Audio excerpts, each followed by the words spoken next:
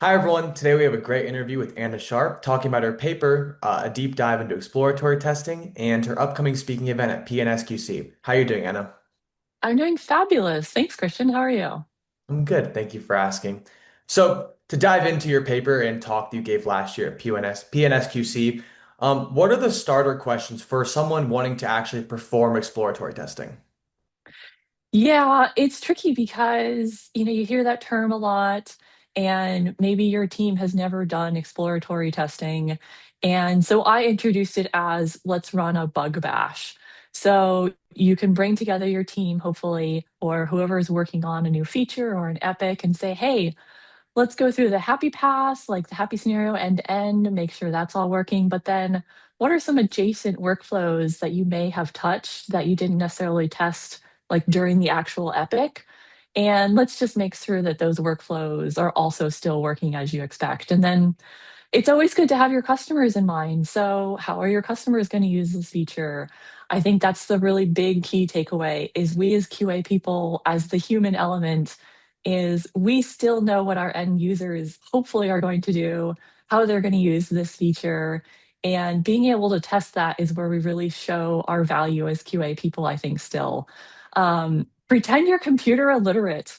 Does the feature that you just made like still make sense to people? I work in the healthcare industry with doctors. They are not necessarily computer people, they are doctors.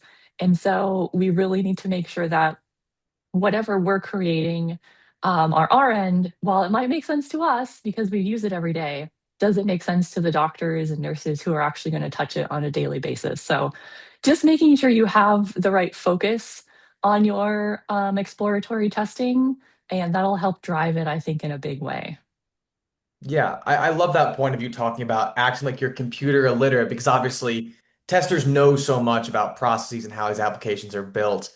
And I like you mentioned the human element and going into this human element, and you mentioned the bug bash. So what if no one joins the bug bash meeting? What are you doing then? Yeah, especially if either you work maybe at a smaller company and people aren't available, or it's a whole new concept and you're trying to bring this to your company as a new practice for being like having good quality. So if nobody joins, just run the bug bash yourself. Pretend there are people there. Go through and say, hey, these are the scenarios we want to run. Just to practice, even if you're by yourself in a room and maybe somebody will walk by and be like, hey, what are you doing in there?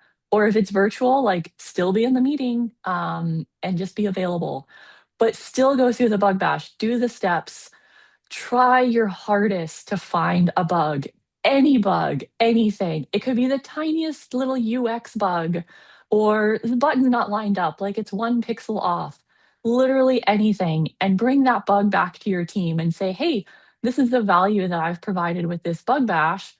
And then hopefully on your next epic or your next feature that you're adding, remind the team and say, hey, don't forget about that bug that I found in the little bug bash.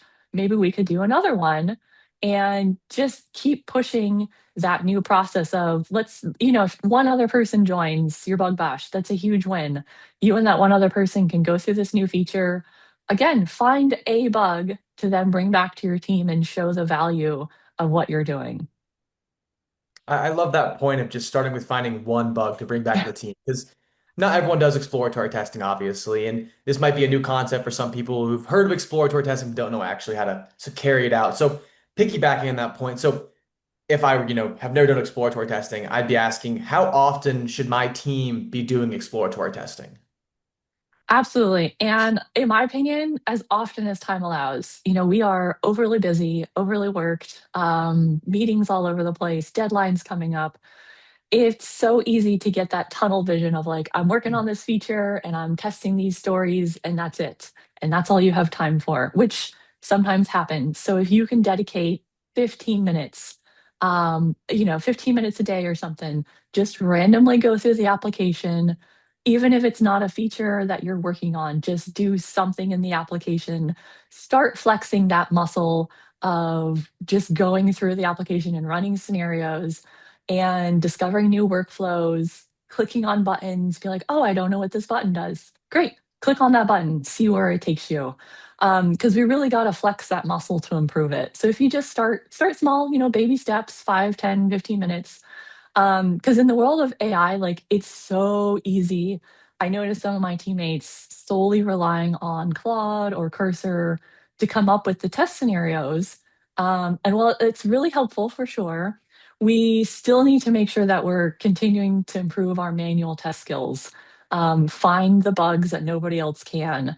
And I think just by practicing a little bit every day, that is what's going to make the difference in being a really good tester going forward and showing our value to the company as well. Yeah, and I think a lot of testers can relate to your point that testers really don't have that much time to put into their schedule with how worked testers are and adding that little bit of exploratory testing. I think that's a great point, adding in those 10 to 15 minutes.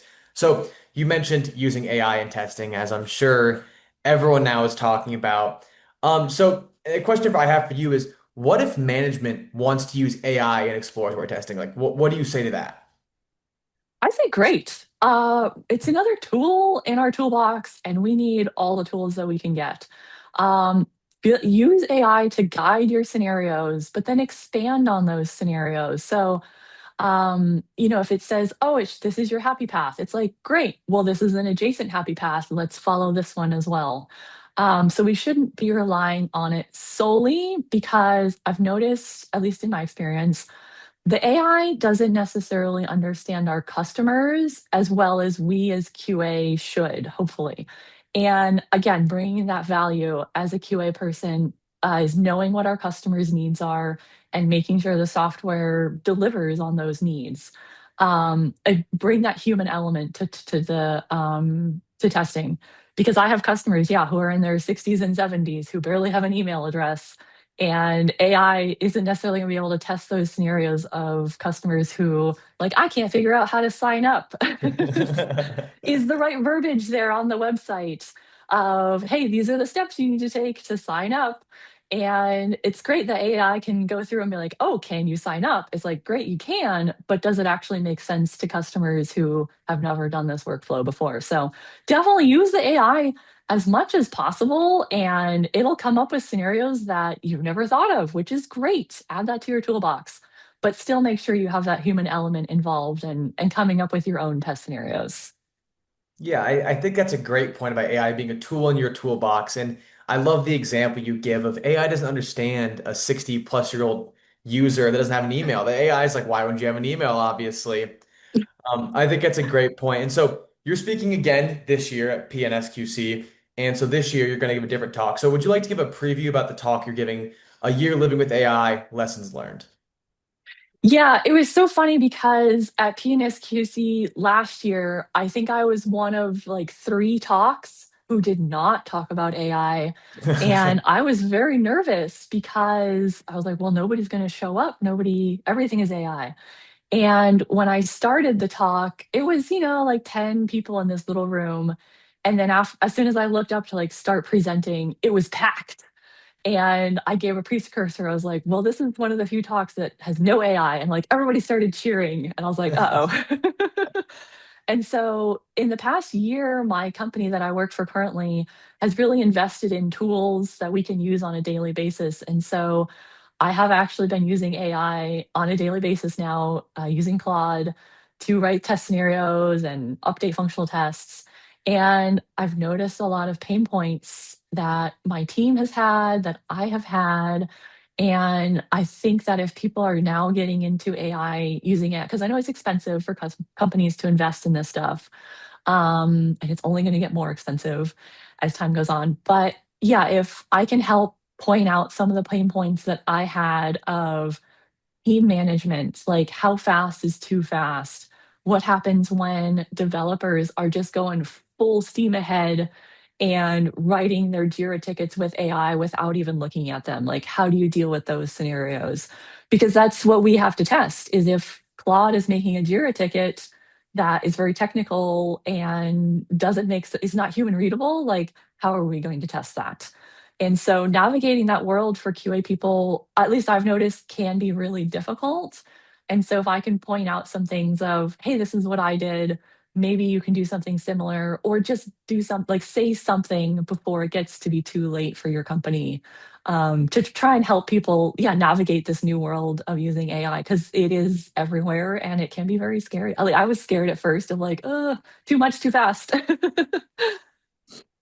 Yeah, I think a lot of people are completely there with you with it being scary, and I think this will be an extremely valuable talk. Your lessons learned, help people get a jump start. So if you want to hear Anna talk about lessons learned, you can see her at PNSQC this fall. Thank you so much for your time today. This is very insightful, and I look forward to hearing more from you later.